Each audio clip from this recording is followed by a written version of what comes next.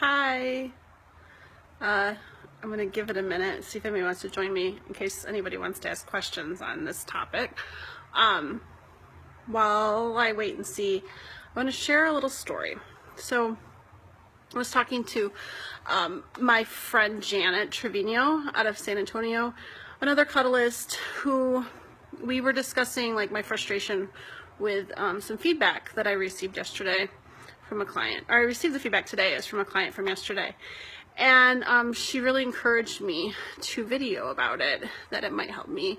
It might help my clients in the future. So,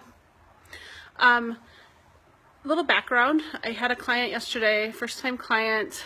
I do a screening call ahead of time, like, the day before I talk to him. And we talked about, I always confirm that they're looking for a non-sexual service. This is the short version.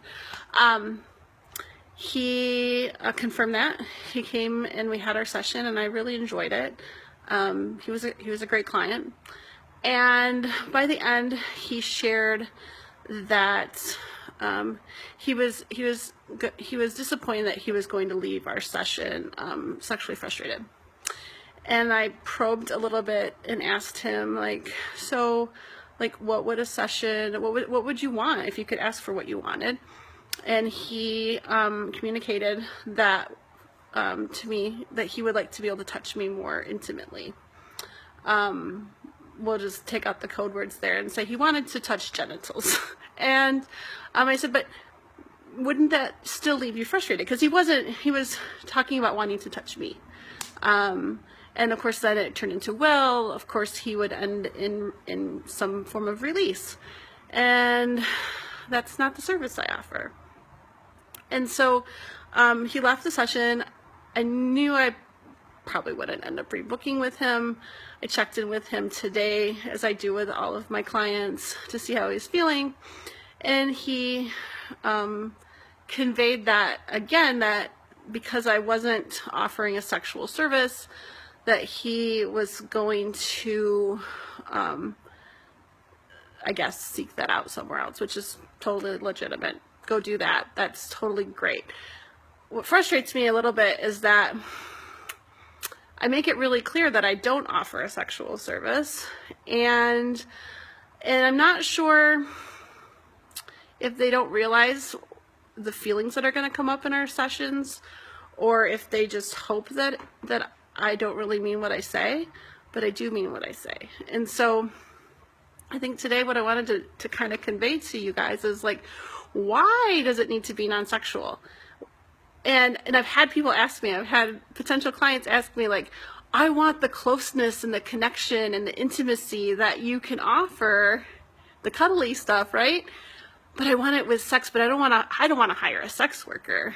And it baffles me, because I think you're asking me to be a sex worker because you want the intimacy with the sexual side. And the only reason I'm able to get super close to my clients, is because I know it's not going to go sexual. It's think about if you have a close platonic friend.